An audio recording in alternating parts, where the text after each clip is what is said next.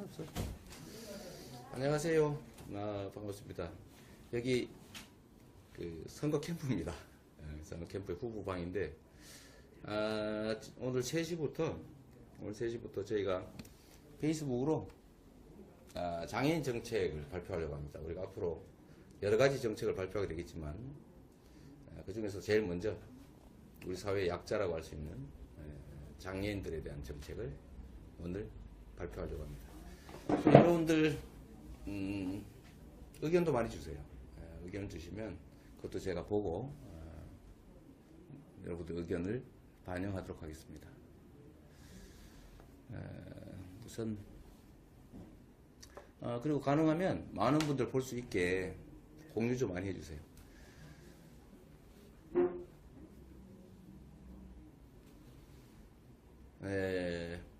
보자. 임지호님 반갑습니다. 김민성님 잘생기세요. 감사합니다. 제가 지금 요새 살이 좀 빠졌어요. 건강은 아주 좋습니다. 제가 잠시 이제 감기 몸살이 있긴 했는데 이제 다 괜찮아졌어요. 이명수님 안녕하세요. 이현정님 반갑습니다.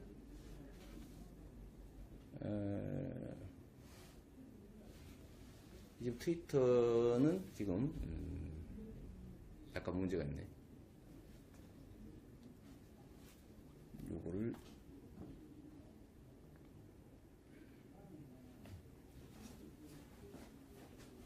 이미 지나간 거. 네, 지지율이 오르기 시작했어요. 송세빈님.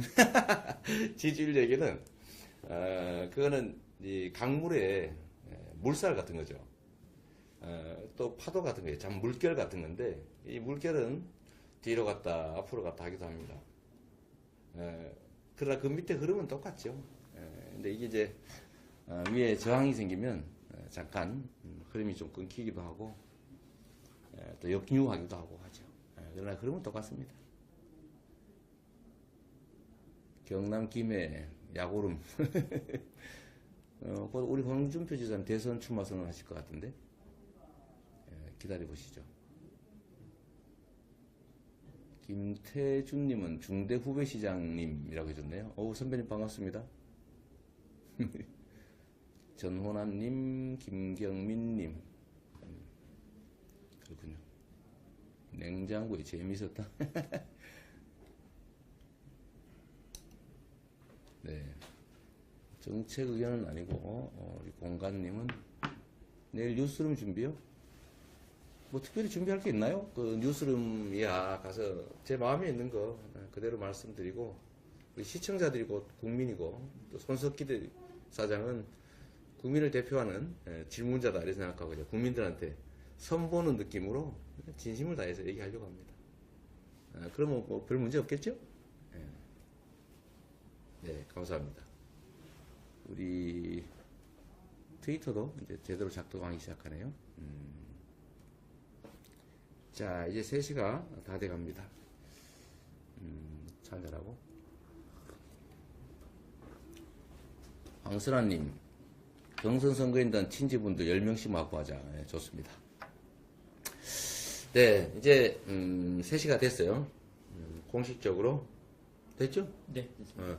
3시가 됐기 때문에 제가 오늘 일단은 장애인 정책을 주요한 것만 먼저 발표하고, 또 요거 발표하는 도중에 우리 여러분들께서 가지고 계신 정책안도 제시해 주시면 제가 그것도 반영해서 최종적으로 안을 정리하도록 하겠습니다.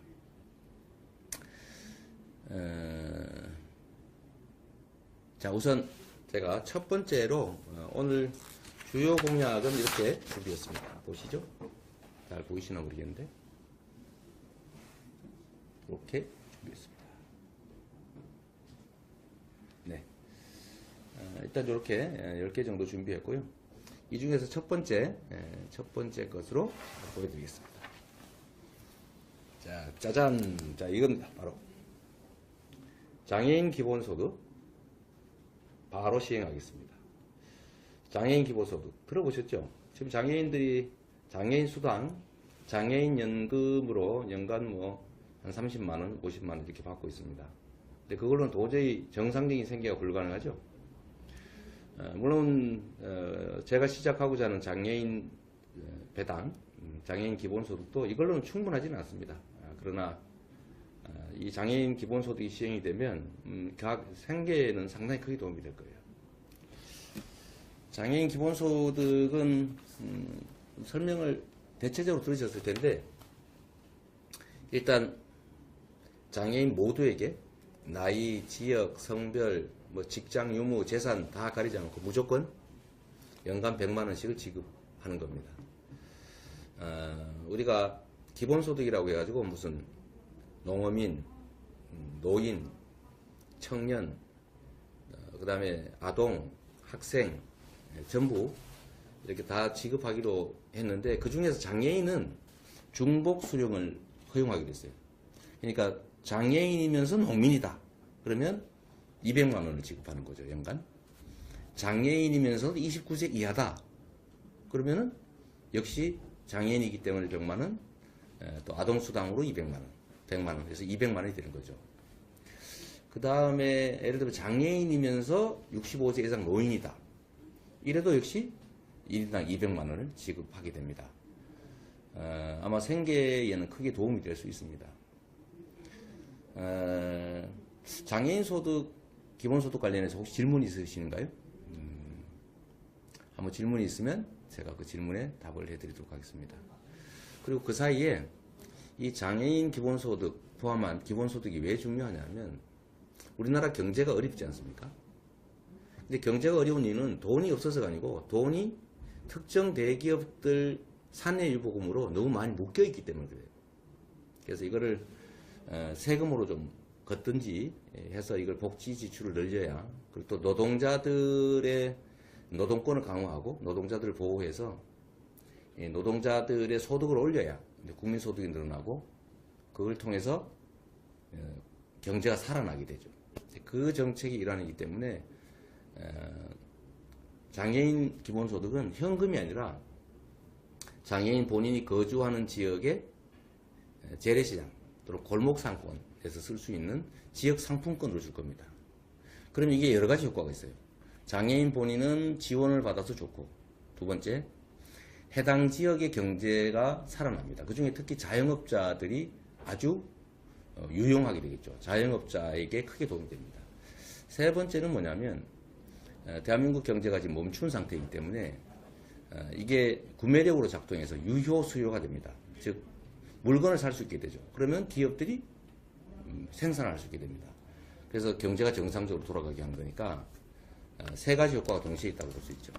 장애인 지원, 또 지방경제 활성화, 또 골목상권 활성화, 자영업자 매출 증대, 결국은 그걸 통해서 국가경제 성장, 이렇게 몇 마리 토끼를 동시에 잡을 수 있는 좋은 정책입니다.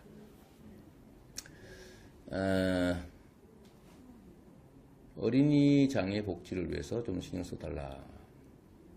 일단은 장애인 기본소득에 대해서 장애인 모두에게 연간 100만 원을 지급한다. 그 지역 상품권으로 지급한다. 그래서 지역경제 살린다. 이거에 대한 의견들을 좀 주세요. 어디 의견을 한번 볼까요? 혹시 주변에서 우리 참모들도 혹시 본 재밌는 의견이 있으면 한번 읽어주세요.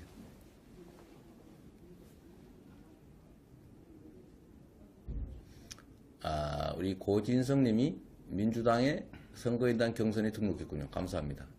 많이들 좀 해주세요.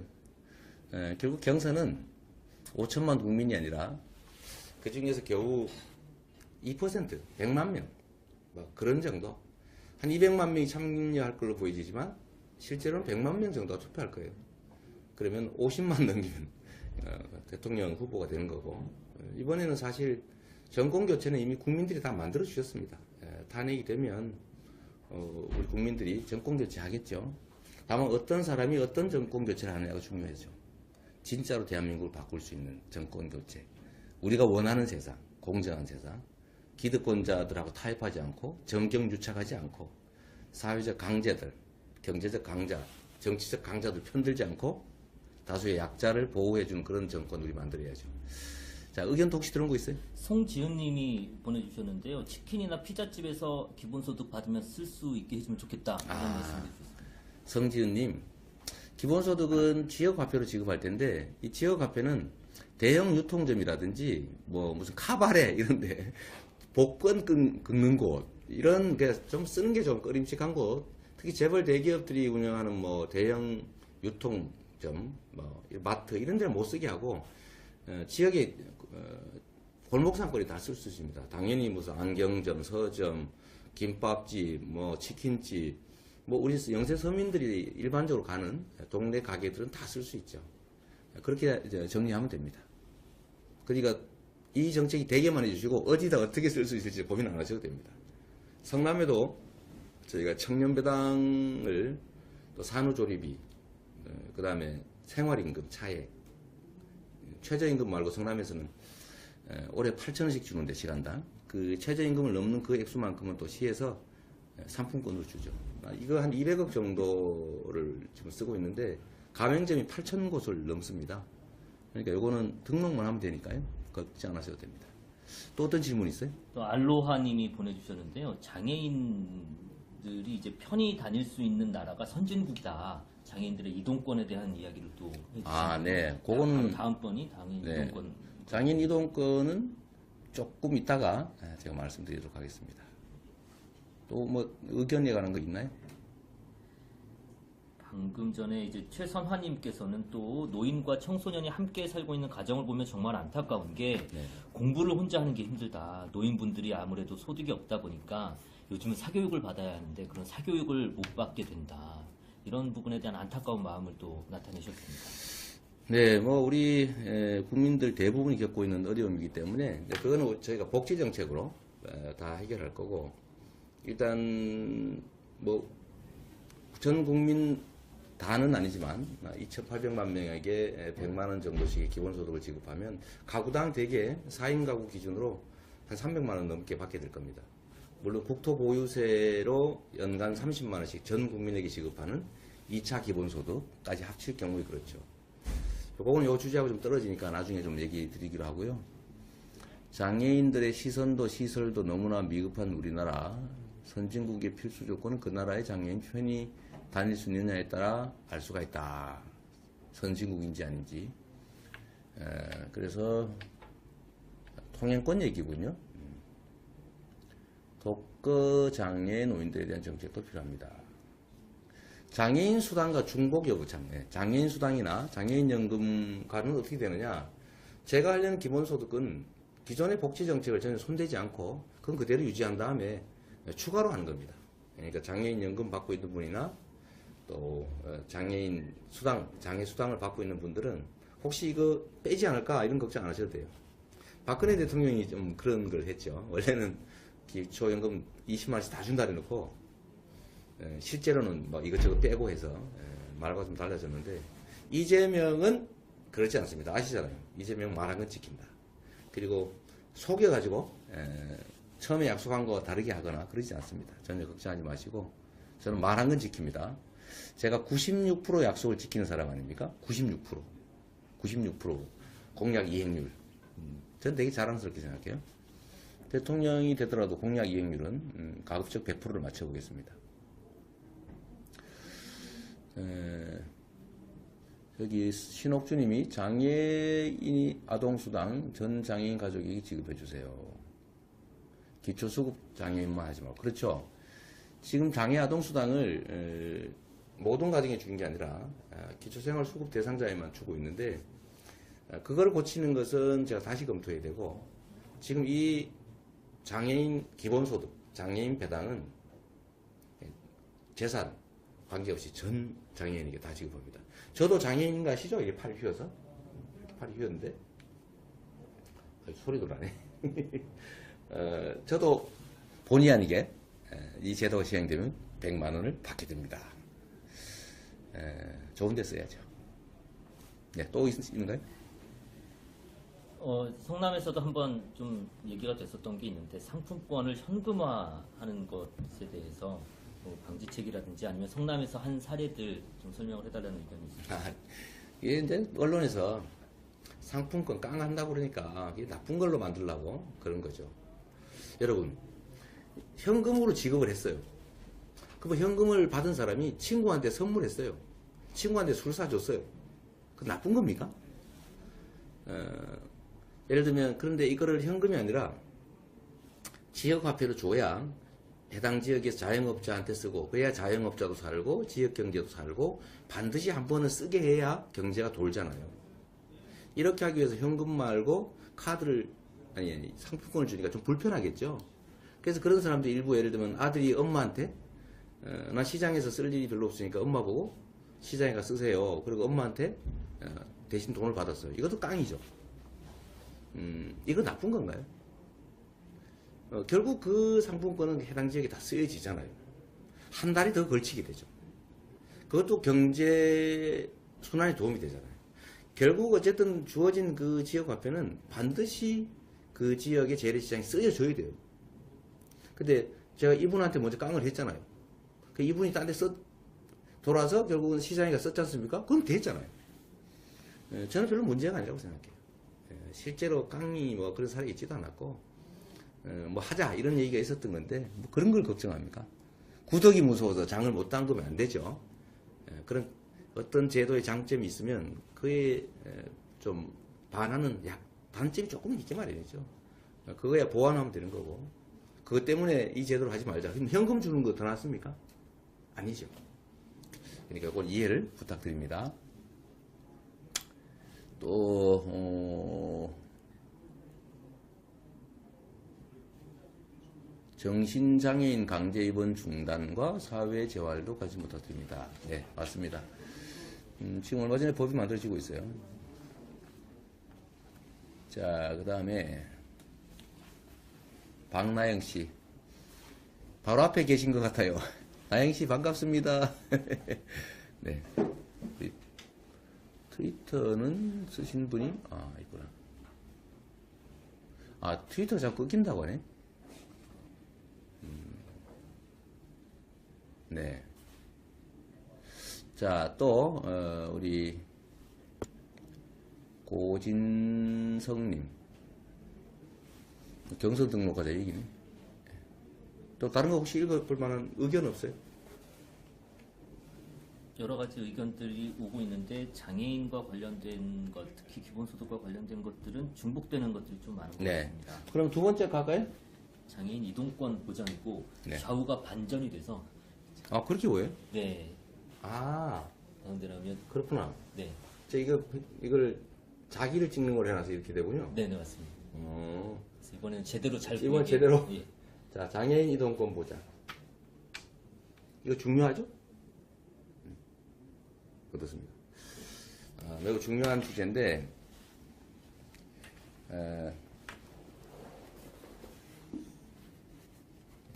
장애인 이동권, 저도 뭐 장애인인데, 저는 이동에 크게 장애를 받는 사람은 아닙니다. 근데 하반신 마비라든지 이런 분들은 이동에 실제로 장애를 받고, 우리 장애인들이 소수다 보니까 배려가 좀 적은 게 사실인 것 같아요.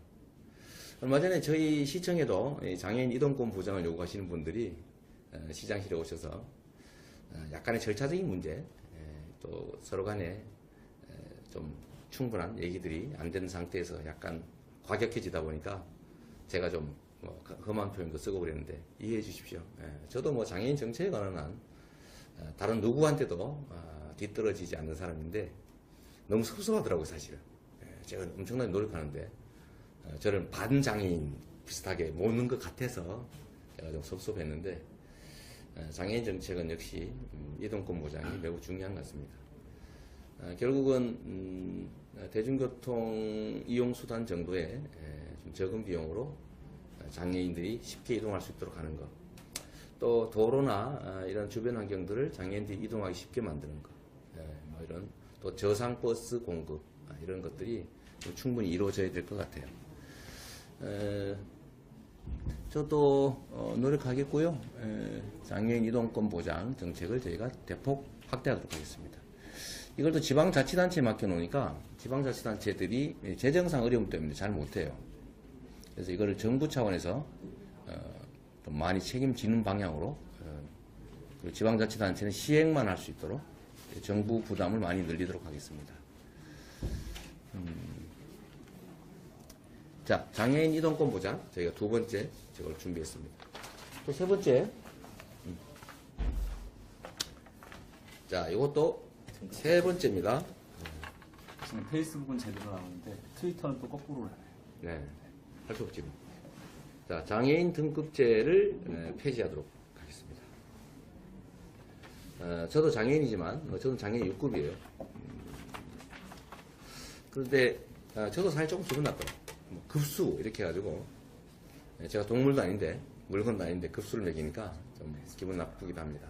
뭔가 보완 정책을 만들어서 보완 대책을 만들어서 장애인들에 대해서 등급을 매기는 뭐 고기 등급처럼 이런 잔인하게 느껴지는 이 정책을 폐지하도록 하겠습니다. 뭐 정부에서도 단계적으로 하겠다고는 하는데 잘 안 되고 있죠.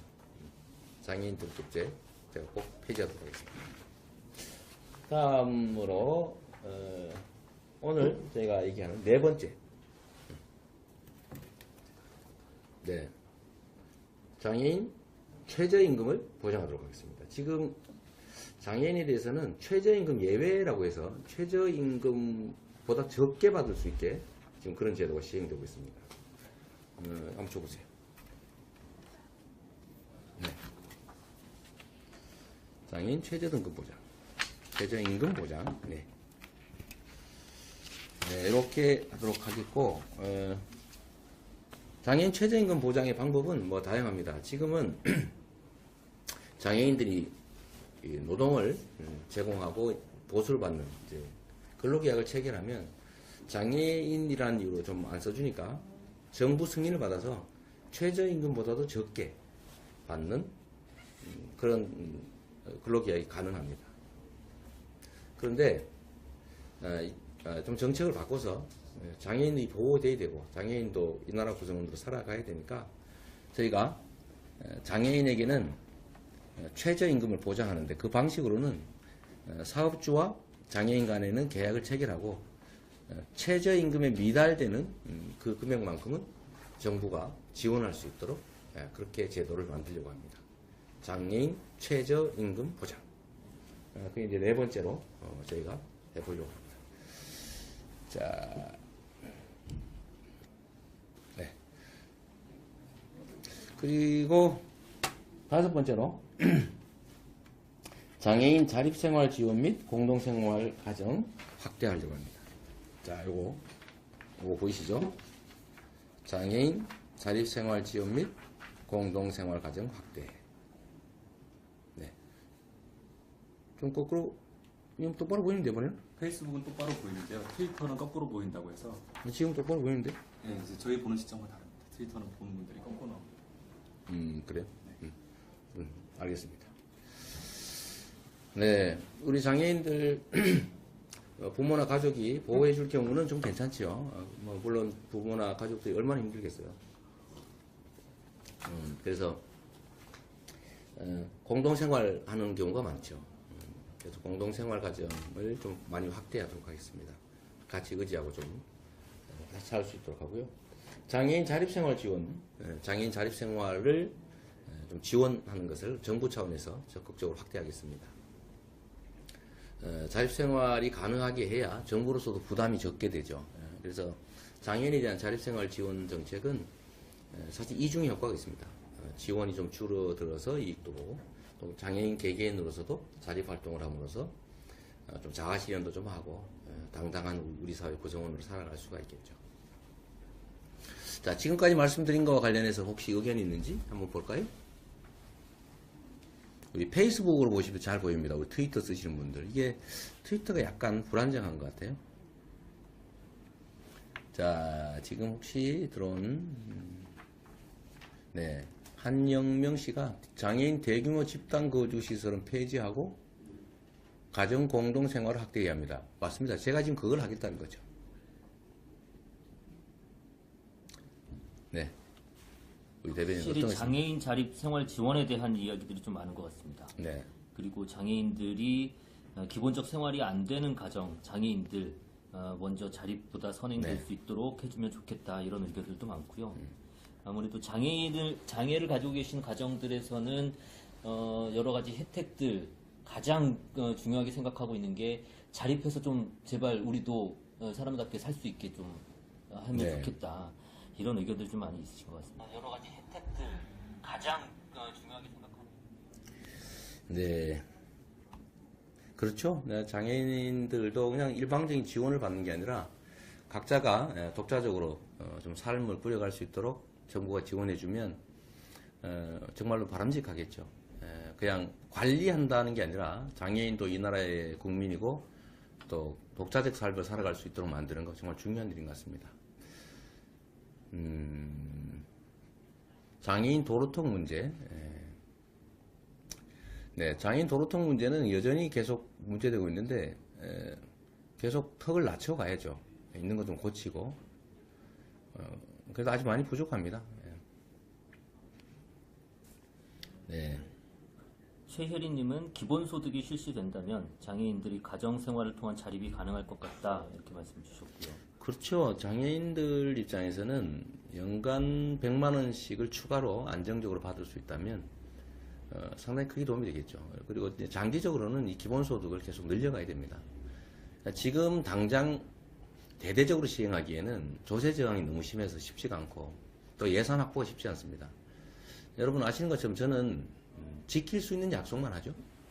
지금까지도 그래왔지만 지금 제가 하는 공약들도 결국은 대통령이 되는 순간 즉시 이행해야 되기 때문에 제가 예산이나 조달 방법 다 만들어서 지금 하다 보니까 사실은 실행 가능한 범위 내에서 2,800만 명에게 100만 원씩, 즉 28조 원으로 한정했습니다. 이것조차도 뭐 그 돈 마련할 수 있냐 이렇게 주장하는 분들이 많으시던데 국가 예산이 400조입니다. 이 400조 예산 중에서 7%, 47, 28, 7%만 조정하면 되기 때문에 28조 원 정도는 바로 마련할 수가 있습니다. 그러나 그 이상 뭐 50조 원, 100조 원, 막 150조 원 이렇게 하기는 많은 시간이 필요하겠죠. 정책에 대한 신뢰가 좀 올라가야 내가 내는 세금을 국민들이 다 돌려주는구나 라고 믿어줘야 세금을 내지 않겠어요? 네, 그때까지 조금씩 준비하도록 하겠습니다. 맞다. 이거 있습니다.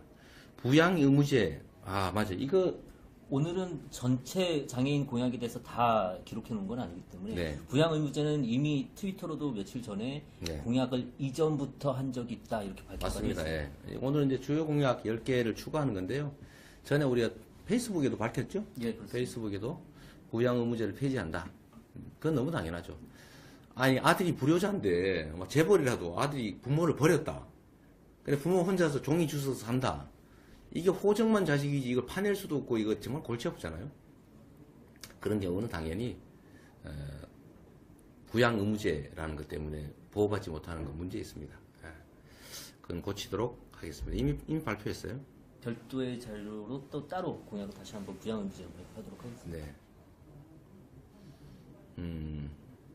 중증 장애인 전담 요양보고사 늘리고 한아름 택시 증설로 중증 장애인 복지 증진과 공공부문 일자리 신망이 늘리는 일석이조 효과가 기대됩니다.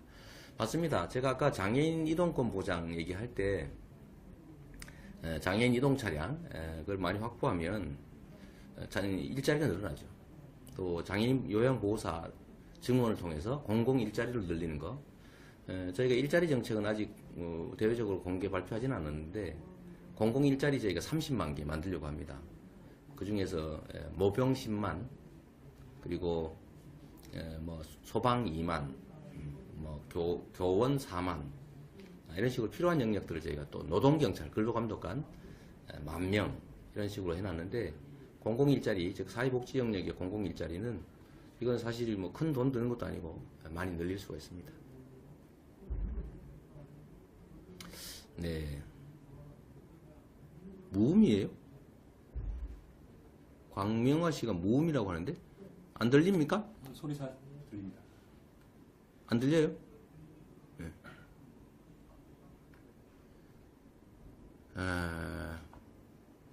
장애인 인권도 있어야 합니다. 뭐 당연합니다. 네.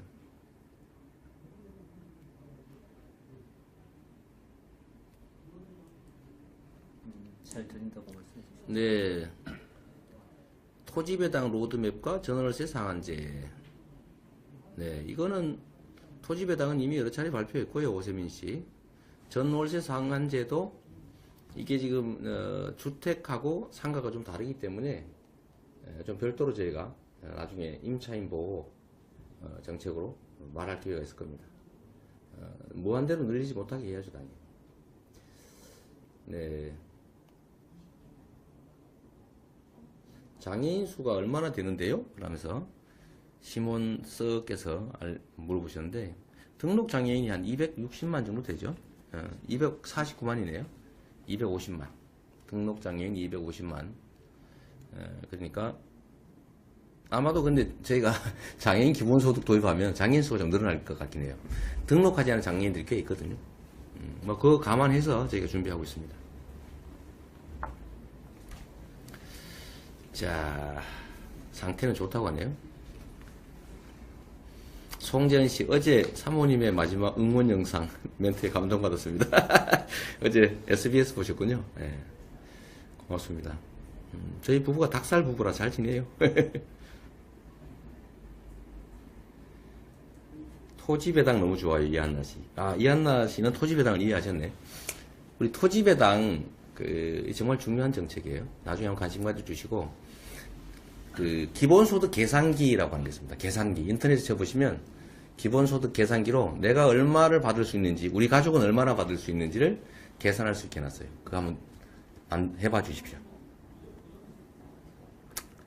또 혹시 뭐 없어요, 재밌는 거? 네, 그럼 다음 정책으로 하나 또 준비했습니다. 6번째. 자, 특수학교의 학급을 생활 권역별로 설립하고 장애 유형별로 직업훈련을 체계화하겠다. 무슨 말인지 아시죠? 특수학교가 지금 부족하죠. 학급도 좀 그래서 좀 멀리 다녀야 되고 이런 어려움이 있는데 생활 권역별로 설립하고 또 장애 유형별로 직업훈련을 좀 더 체계화하겠습니다. 장애인들도 우리 사회 구성원으로서 같이 살아가야 되니까요. 자, 이거는 너무 쉬운 거라서 이렇게 하겠다라는 약속으로 넘어가겠습니다. 그 다음에 공공부문 장애인 고용. 네. 자, 이게 실제로는 안 지켜지고 있죠. 공공부문의 장애인 고용 확대. 지금 현재도 공공부문은 장애인 의무 고용 비율이 있습니다. 있는데 거의 안 지키고 있어요. 그래서 이걸 반드시 지키게 할 뿐만 아니라 의무 고용 비율을 확대하도록 하겠습니다. 자, 여기에 좀 세부 자료를 잠깐 볼까요?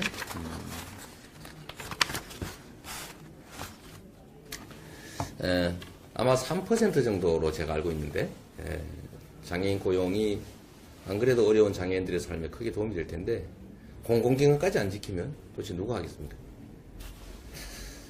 그래서 장애인 고용 의무화를 꼭 현재 있는 거라도 지키게 할 뿐만 아니라 장애인 의무 고용 비율을 좀 더 늘리도록 하겠습니다.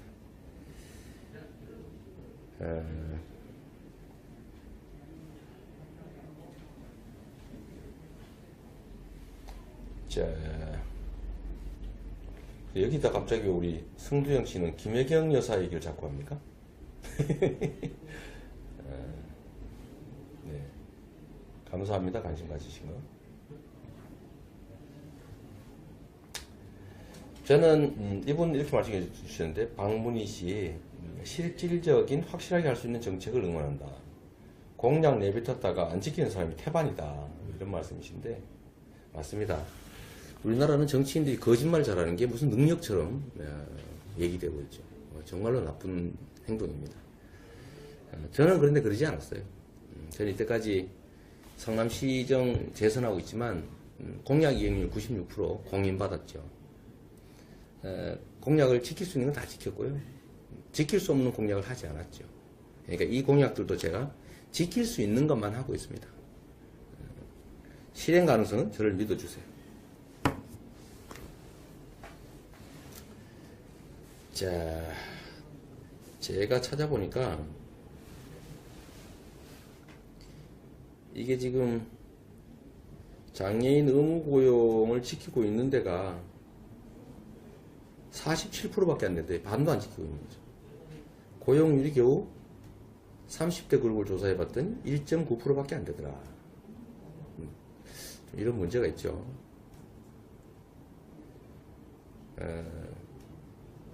우리가 이거를 다 지킬 수 있도록 그렇게 하도록 하겠습니다.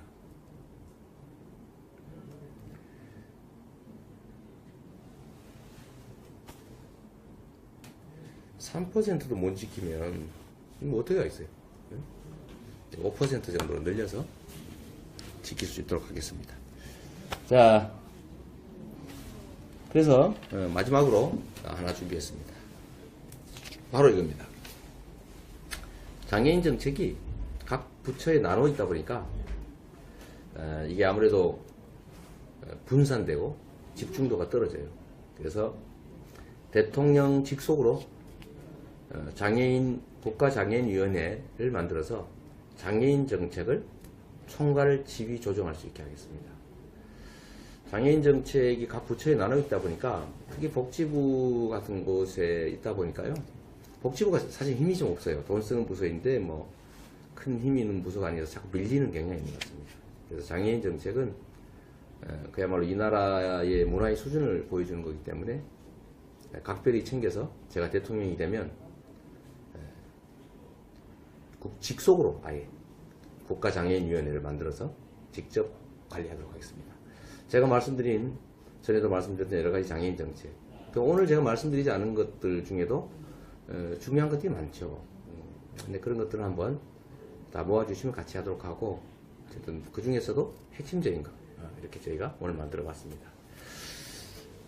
자, 이제 제가 장애인 정책은 다 말씀을 드렸기 때문에 몇 가지 얘기만 하고 오늘 얘기는 좀 종료를 하도록 하겠습니다. 시간이 벌써 30분이 지났어요. 35분이 지났군요.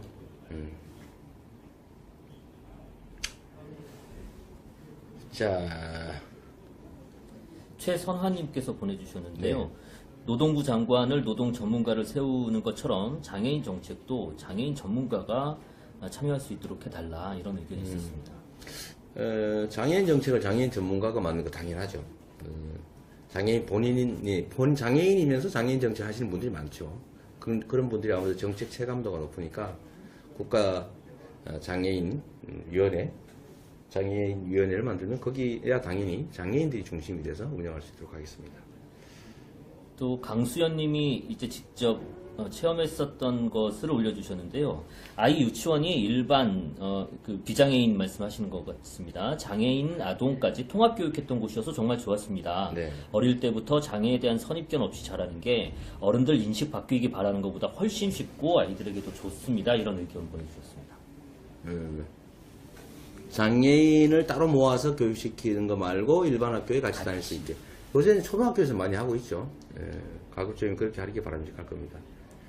도저히 어쩔 수 없는 경우가 아니면 장애인들도 비장애인과 함께 교육받고 생활할 수 있도록 하는 그런 배려가 필요할 겁니다.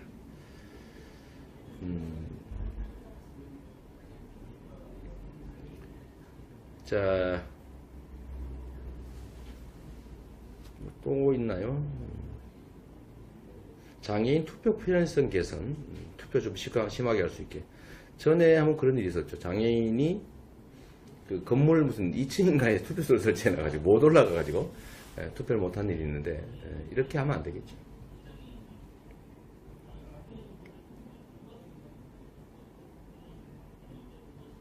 유성권님, 장애인 고용하는 사업주는 최저임금으로만 계약하면 되는 건가요?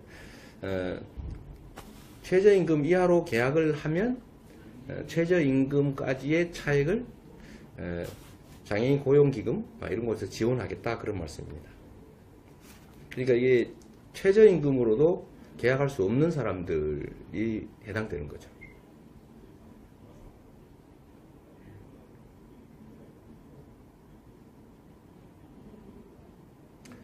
배형준님, 사회복지사 처우 개선해달라고 했는데요. 성남에서는 사회복지사 처우 개선을 대대적으로 해가지고 성남의 사회복지사 또 보육교사 만족도 높으신 거 알고 계시죠? 전국으로 이건 확대할 겁니다. 그러니까 성남 수준 또는 그 이상으로 사회복지사와 보육교사 처우 개선은 이루어질 겁니다. 사회복지시설 종사자라고 하는 게 정확한 표현이겠네요. 배영준님 의견입니다.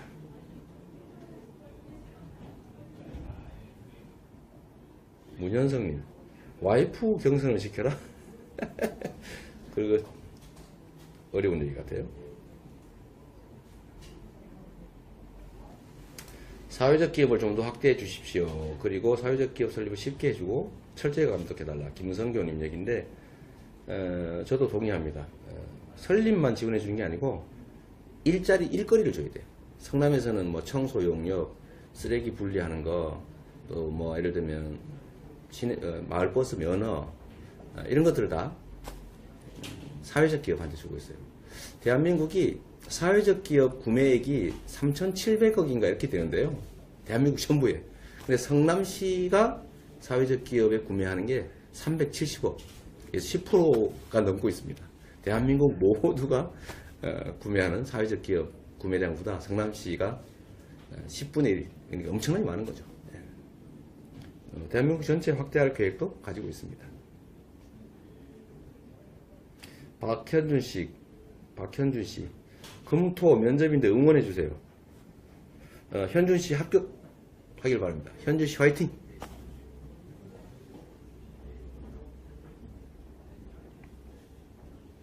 서민 부채 탕감, 주빌리, 자전거 보험 이런 거 많이 좀 자랑해주세요. 제가 자랑하니까 여러분이 잘 해주고 계시잖아요. 네. 자전거 보험 사실 개인은 들 수도 없고 사고 나면 진짜 위험하고 그런데 성남은 자전거 보험 시에서 대신 해주고 있죠. 100만 성남 시민은 다 해당이 됩니다. 주빌리은행 부채 탕감 곧 제가 발표할 텐데요. 갚지 못하는 부채 끌어안고 평생 취직도 못하는 사람들이 많습니다. 그 말하려고 그걸 가지고 있죠, 채권자들이. 그래서 이런 거 다 탕감해줘야죠. 정상적인 사회 구성원으로 되돌아올 수 있게. 자, 정진주님, 얼굴이 점점 부드러워지세요? 아마 진정 좋은 정책을 준비하시니 그런가 봐요. 대다수 국민이 응원합니다. 제가 부드러워지고 있어요? 맞는 모양이네. 감사합니다.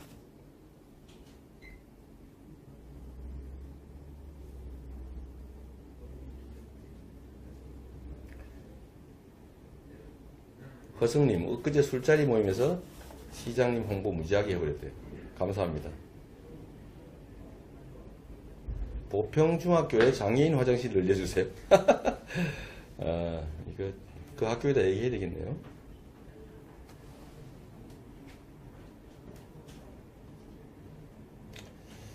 하회천님, 재벌 해체. 재벌 해체가 아니고 재벌 체제 해체입니다. 재벌 황제 경영 해체. 제가 재벌 체제 해체, 그러니까 재벌 족벌들이 말이죠. 재벌 대기업들을 자기들 부정부패하고 뇌물 주고 편법 상송하고 이런 나쁜 짓 하는데 기업들을 동원하고 있지 않습니까? 그래서 그런 짓 못하게 하자. 국민기업으로 거듭나게 하자. 이랬더니 저를 재벌 기업을 없애자는 사람으로 몰고 있더라고요. 참 언론 문제입니다. 저보고 이제 작살 멘트 없으니까 부드러워졌다는데 그래도 제가 작살이라든지 뭐 이런 좀 자극적 표현들을 하진 않지만 제가 하고 싶었던 걸 포기하지는 않습니다. 원칙과 가치는 그대로 지킬 거고요. 제가 변방장수에서 이제 서울 도성안에 왔지 않습니까? 한양 도성안에 왔으니까 이제 한양 도성의 외관은 조금은 적응을 해야죠. 사람들이 저보고 좀 거칠다고 또 싫어하는 사람도 있기 때문에 앞으로는 좀 더 부드럽게 그냥 할 말은 다 하는 그런 방향으로 가겠습니다. 자, 경선 선거인단 모집 많이 해주세요. 우리 경선 선거인단이 우리의 운명을 가릅니다. 주변 분들, 뭐 가족, 친지, 뭐 좀 설득하면 뭐 저를 지지하는 사람들 많지 않습니까? 그분들 등록해서 한 표 모바일 투표하게 해주는 거 마음만 먹으면 사실 가능하죠. 한 분이 수십 명도 수백 명도 할 수 있습니다. 제 주변에 아는 어떤 분은 1000명 하신 분도 있어요. 미리 준비했던 분이죠. 체계적으로 관리해서. 대단한 분들인데 뭐 그렇게는 아니더라도 우리 SNS 친구들 등록 많이 해주시고 진짜 세상을 바꿔야 되지 않겠습니까? 그냥 정권만 교체하면 뭐 하겠어요? 내용이 안 바뀌면 의미가 없지 않습니까? 정권이 바뀌어도 우리의 삶이, 국민의 삶이 바뀔 수 없다면 그건 정말 의미 없는 것인데, 우리가 원하는 세상, 공정한 세상, 기회 공평한 세상, 강자들이 약자들을 함부로 학대하지 않는, 괴롭히지 않는, 수탈하지 않는 그런 정상적인 사회요, 우리가 만들어야 되겠습니다. 이번이 기회입니다. 여러분들이 해주시면, 등록해서 투표해 주시면 제가 후보가 됩니다. 이재명을 찍으면 이재명이 후보가 됩니다. 이재명이 후보가 되면 이번 대선에는 민주당 야권이 되게 돼 있어요. 이 촛불 시민들이 그렇게 만들어가고 계시죠. 마치 탄핵을 국회가 싫어했지만 탄핵을 하게 만들었던 힘도 국민들 아닙니까? 그래서 정권을 교체해서 야권으로 바꾼다는 국민의 힘으로 이루어집니다. 그러면 저 같은 정말 국민과 함께 호흡하고 평생 공정사회 만들려고 희생 무릅쓰고 열심히 살아왔던 사람, 아무래도 우리 국민들이 선호할 테죠. 저는 정말 재벌들하고 인연이 없습니다. 뭐 사실 접근도 해오는 데가 있어요. 후원도 해주겠다고 하고 소개도 해주겠다고 하는데 제가 다 거절합니다. 왜냐하면 이 사회의 강자들, 정경유착의 뿌리, 재벌들, 이쪽하고 인연을 맺으면 제가 그들을 어떻게 제압할 수 있겠어요. 그래서 일부러 제가 인연을 갖지 않고 있죠. 그래야 나라를 진짜 바꿀 수 있으니까요. 우리나라를 진짜 바꾸려면 이 불공정하고 비정상적인 시스템으로 부당하게 이익을 얻는 그런 강자들을, 횡포를 막아야 돼요. 그걸 막으려면 용기가 필요합니다. 그 다음에 손해를 좀 감수해야 돼요. 보다시피 제가 재벌들하고 싸운다고 하니까 그 재벌들 또는 그 주변에서 함께 이 권력을 나누던 사람들이 저에 대해서 적대적으로 나오죠. 저는 그걸 감수하는 거예요. 그걸 감수하지 않고 어떻게 세상을 바꾸겠습니까? 근데 저의 힘은 역시 우리 친구들이죠. 우리 페이스북, 트위터, 카카오스토리, 유튜브, 인스타그램, 이 친구들이 저를 도와주니까 진짜 지방 거사인데 저 먼 성남시 자치단체 100만 도시의 시장인데 지금 대한민국 대통령 후보로 지금 여의도에 와 있지 않습니까? 다 여러분의 힘이죠. 여러분들이 관심 갖고 저를 알려주고 또 저를 지지해주고 이러니까 제가 다시 한양으로 불려와서 대한민국 경영을 맡을지도 모르는 상황이 됐습니다. 저는 정말 자신 있어요. 제가 성남시 맡기 전에 시민운동하는 변호사였는데 저기 인권운동하는 또 시민운동하는 변호사가 경험도 없는데 무슨 성남시 살림을 잘 하겠냐. 전에 시장, 부시장, 뭐 도지사 했던 사람 시키자. 이게 대세였어요. 그러나 저는 시민들과 함께 이겼고 이겨서 그들보다 훨씬 더 정말 전 국민이 부러워하는 복지도시 만들어냈습니다. 방해도 많았죠. 뭐 새누리당이 의회에서 과반수가 넘으니까 계속 부결 삭감하는 거 시민들하고 함께 싸워서 돌파해내고 또 대통령이 저를 엄청 미워하지 않습니까? 박근혜 대통령.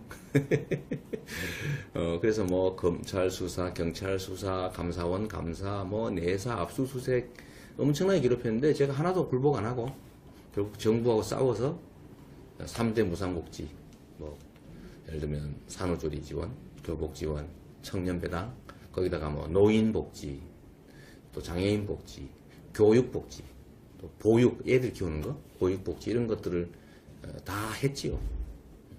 그런데 제가 성남시장이 아니라 국가를 받는다면 얼마나 더 빨리, 더 많이, 더 확실하게 할 수 있겠습니까? 여러분들이 도와주십시오. 자신 있습니다. 제가 성남시를 이렇게 대한민국 최고의 성남시로 도시로 만들었던 것처럼 대한민국도 전 세계가 부러워하는 자주적이고 균형 외교하면서 4대 강국 사이에서 그 강대국들의 힘을 이용해서 대한민국의 번영을 만들어내고 일본한테 굴종적이지 않고 미국에 종속적이지 않고 중국, 러시아와 우호 협력 관계를 이어가면서 남북 관계도 평화롭게 관리하고 통일의 기반을 여는 그리고 교류와 협력을 강화해서 북한에 가서도 돈을 벌고 남북 교류 협력을 통해서 경제 협력을 강화하고 그래서 나중에 통일됐을 때 비용도 줄이고 또 국내적으로 본다면 모두가 공정한 기회를 누리는 공평한 나라 누구나 꿈을 꿀 수 있는 나라 젊은이들이 헬조선 이런 걸 외치면서 떠나게 하는 그런 나라가 아닌 정상적인 민주공화국 제가 만들어 보겠습니다. 저를 좀 많이 도와주세요. 경선 좀 많이 하게 해주시고요. 경선 선거인단 쉽잖아요. 주변에 많이 알려서 해주시고, 두 번째로는 후원 10,000원, 3,000원, 1,000원도 괜찮습니다. 1,000원이 뭐 어때요? 저는 1,000,000원씩 이렇게 대주겠다는 분도 있으시지만 가급적이면 그런 것보다는 정말 1,000원, 10,000원, 좀 소액이라도 많이 해주시는 게 좋죠. 18원은 말고요. 18원 하시면 비용이 더 많이 들어요. 네. 자, 감사합니다. 열심히 하겠습니다. 자원봉사도 많이 신청해 주세요. 감사합니다. 네. 우리 황준표 지사는 대선 출마 선언하실 것 같은데 기다려 보시죠. 김태준님은 중대 후배시장님이라고 해줬네요. 선배님 반갑습니다. 전호남님, 김경민님. 그렇군요. 냉장고에 재미있었다. 네. 정책 의견은 아니고, 우리 공간님은 내일 뉴스룸 준비요? 뭐 특별히 준비할 게 있나요? 그 뉴스룸이야 가서 제 마음에 있는 거 그대로 말씀드리고, 우리 시청자들이고 국민이고 또 손석기 사장은 국민을 대표하는 질문자다 이렇게 생각하고 국민들한테 선보는 느낌으로 진심을 다해서 얘기하려고 합니다. 그러면 뭐 별 문제 없겠죠? 네, 감사합니다. 우리 트위터도 이제 제대로 작동하기 시작하네요. 자, 이제 3시가 다 돼갑니다. 참여하고.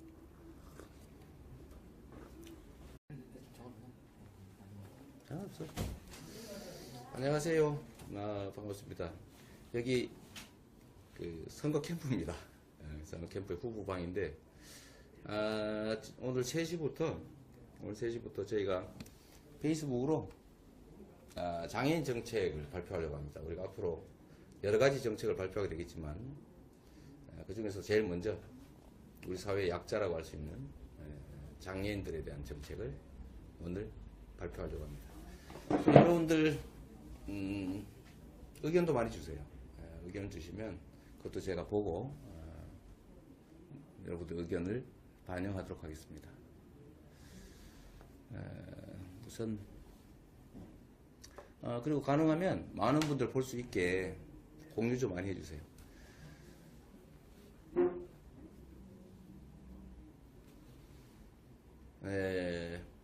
보자. 임지호님 반갑습니다. 김민성님 잘생기시대요. 감사합니다. 제가 지금 요새 살이 좀 빠졌어요. 건강은 아주 좋습니다. 제가 잠시 이제 감기 몸살이 있긴 했는데 이제 다 괜찮아졌어요. 이명수님 안녕하세요. 이현정님 반갑습니다.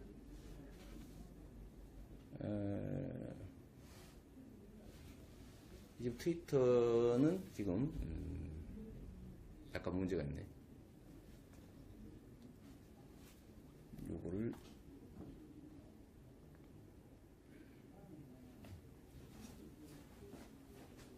이미 지나간 거. 네, 지지율이 오르기 시작했어요. 송세빈님. 지지율 얘기는 그거는 이 강물에 물살 같은 거죠. 또 파도 같은 거예요. 참 물결 같은 건데 이 물결은 뒤로 갔다 앞으로 갔다 하기도 합니다. 그러나 그 밑에 흐름은 똑같죠. 근데 이게 이제 위에 저항이 생기면 잠깐 흐름이 좀 끊기기도 하고 또 역류하기도 하고 하죠.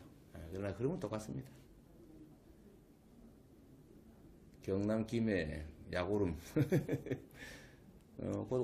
황선아님 경선 선거인단 친지분들 10명씩 확보하자. 좋습니다. 네, 이제 3시가 됐어요. 공식적으로 됐죠? 네.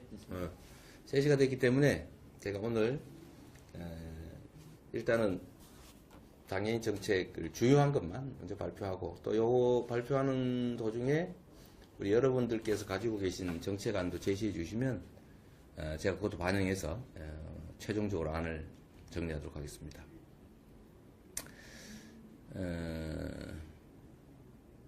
자, 우선 제가 첫 번째로 오늘 주요 공약은 이렇게 준비했습니다. 보시죠?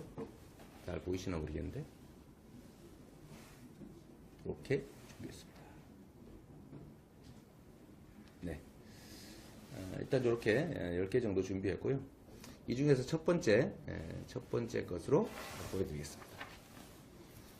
자, 짜잔! 자, 이겁니다. 바로 장애인 기본소득 바로 시행하겠습니다. 장애인 기본소득 들어보셨죠? 지금 장애인들이 장애인 수당, 장애인 연금으로 연간 한 30만원, 50만원 이렇게 받고 있습니다. 근데 그걸로는 도저히 정상적인 생계가 불가능하죠. 물론 제가 시작하고자 하는 장애인 배당, 장애인 기본소득도 이걸로는 충분하지는 않습니다. 그러나 이 장애인 기본소득이 시행이 되면 각 생계에는 상당히 크게 도움이 될 거예요. 장애인 기본소득은 설명을 대체적으로 들으셨을 텐데, 일단 장애인 모두에게 나이, 지역, 성별, 직장, 유무, 재산 다 가리지 않고 무조건 연간 100만원씩을 지급하는 겁니다. 우리가 기본소득이라고 해가지고 무슨 농어민, 노인, 청년, 그 다음에 아동, 학생 전부 이렇게 다 지급하기로 했는데, 그 중에서 장애인은 중복 수령을 허용하기로 했어요. 그러니까 장애인이면서 농민이다 그러면 200만원을 지급하는 거죠, 연간. 장애인